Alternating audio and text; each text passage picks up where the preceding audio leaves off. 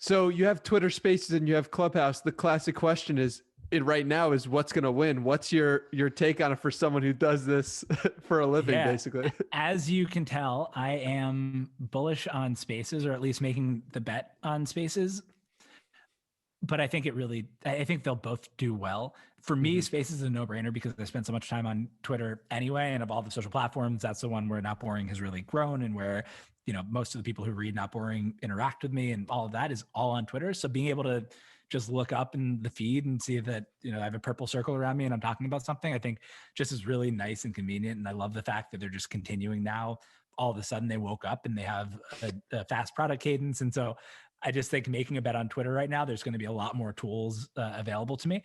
And so I'm going there. I think people who have big followings on Twitter will probably continue to go there. I think the beautiful thing about Clubhouse is Eugene Wei wrote this post, Status as a Service, probably a year and a half ago now, about how hard it is to build followings on new platforms, and it's so much smarter than the way that I'm ever going to describe it. It's an excellent, like, kind of canonical post on starting a new social network, and he wrote this really before there was this COVID induced renaissance of social products.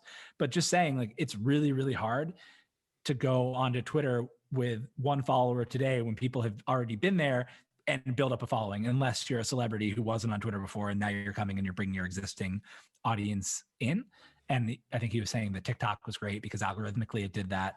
And I think Clubhouse has been great because it's let people with maybe a good Twitter following, maybe not, just by being there and using the platform and hosting things and participating in conversations, build up million-person followings really, really quickly.